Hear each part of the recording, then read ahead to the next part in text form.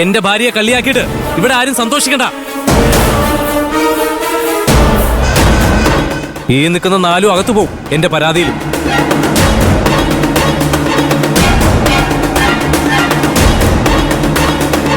അമ്മയുടെ മോളുടെ മാല എവിടെയാണെന്ന് അവര് കണ്ടെത്തി തരും. വിറ്റത് ആരാണെന്ന്.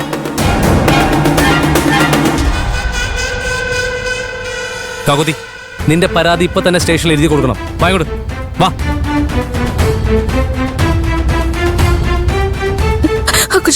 വേണ്ട, ഇപ്പൊ ഇവിടെയുള്ള എല്ലാവർക്കും മനസ്സിലായില്ലേ ഞാൻ മോഷ്ടാവല്ലെന്ന്.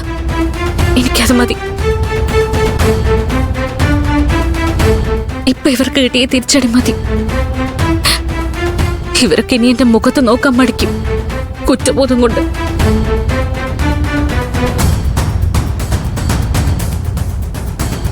നീ പറയുന്നത് ഞാൻ അനുസരിക്കില്ല ചാച്ചു.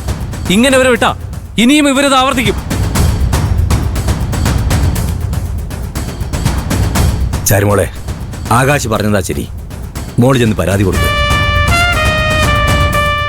പരാതി കൊടുക്കാം, പോലീസുകാർ സത്യം തെളിയിക്കും. പക്ഷെ അവിടെ നഷ്ടപ്പെടുന്നത് നമ്മുടെ തറവാടിന്റെ പേരും അന്തസ്സുവാ. ഒരു വീടാവുമ്പോ പിണക്കങ്ങളും ഇണക്കങ്ങളും ഉണ്ടാവും. അത് നമ്മുടെ ഈ കോമ്പൗണ്ടിനുള്ളിൽ നിൽക്കണം, പുറത്തു പോരുത്.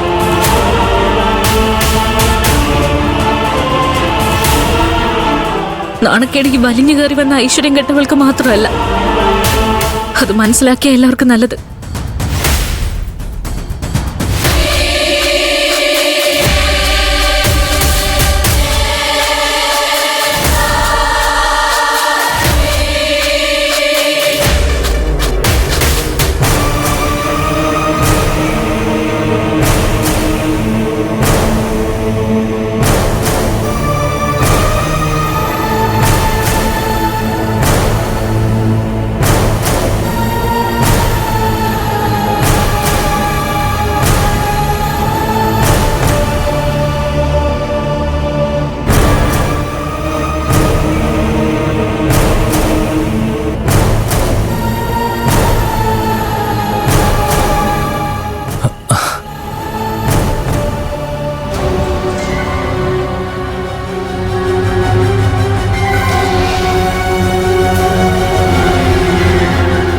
കാക്കുത്തി, ഇനി എന്താ ആലോചിച്ചിരിക്കുന്നത്? എല്ലാവർക്കും കൊടുക്കേണ്ടത് നീ എന്നെ കൊടുത്തല്ലോ നിന്റെ വാക്കുകളിലൂടെ. അതുകൊണ്ട് എന്താ കാര്യം? അവരതൊന്നും കേൾക്കാൻ പോകുന്നില്ല. അടുത്തത് എന്ത് ചെയ്യണം എന്നുള്ള ആലോചനയിലായിരിക്കും. അതെ കാക്കുത്തി, ഞാൻ ആലോചിക്കുമായിരുന്നേ. നീ തുണിക്കച്ചവടത്തിന് പോയിരുന്നപ്പോ നിന്നിലൊരു സന്തോഷവും ആത്മവിശ്വാസവും ഒക്കെ ഉണ്ടായിരുന്നു. ഇപ്പോ ഈ വീടും അടുക്കളയും മാത്രമാണ് നിന്റെ ലോകം. ഞാൻ ഓഫീസിൽ പോയാ നീ ഒറ്റയ്ക്കായി. അച്ഛൻ പാടത്തും പറമ്പിലൊക്കെ പോയിട്ട് തിരിച്ചു വന്നാ നിനക്കൊരു കൂട്ടായി. പിന്നെ കോളേജ് കഴിഞ്ഞ് അനു വരുമ്പോ അതൊക്കെ എനിക്ക് ശീലായി. അല്ല അക്കുച്ചേട്ടാ, രമേശ് ചേട്ടന് സംശയം തോന്നാനുള്ള കാരണം എന്താ? രമേശ് ചേട്ടന് സീറ്റിൽ എന്ന കാര്യം നമുക്ക് മാത്രമല്ലേ അറിയൂ.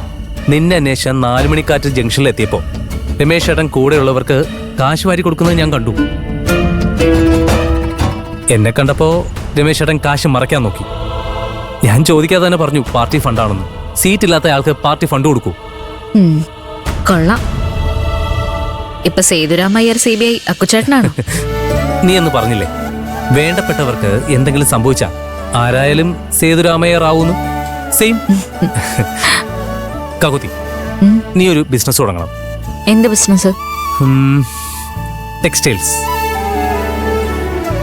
നിനക്കതിൽ എക്സ്പീരിയൻസ് ഉണ്ടല്ലോ. പണ്ട് നീ തുണിക്കച്ചവടത്തിന് ഇറങ്ങുമ്പോ മനസ്സിന് വല്ലാതെ വിഷമം തോന്നിയിരുന്നു. മഴയും വെയിലും എല്ലാം സഹിച്ച. പക്ഷേ നീ ആ കച്ചവടത്തില് സന്തോഷം കണ്ടെത്തിയിരുന്നു ഞാൻ മനസ്സിലാക്കിയില്ല. ഇനി നീ വീട്ടില് ഒറ്റയ്ക്കിരിക്കണ്ട. ബിസിനസ് തുടങ്ങിയ നമുക്ക് ഒരുമിച്ചിറങ്ങാം. രാവിലെ വൈകിട്ട് ഞാൻ തന്നെ വന്ന് പിക്ക് ചെയ്തോളാം. അതൊക്കെ ശരിയാ. പക്ഷേ ബിസിനസ് എങ്ങനെയാന്ന് വല്ല ഐഡിയ ഉണ്ടോ മനസ്സിൽ? ഉണ്ട്. എനിക്ക് എല്ലാ മേഖലയിലും ഫ്രണ്ട്സ് ഉണ്ട്. നമുക്ക് നോക്കാം. താങ്ക്സ് അക്കുച്ചേട്ടാ. എനിക്ക് താങ്ക്സ് ഒന്നും വേണ്ട.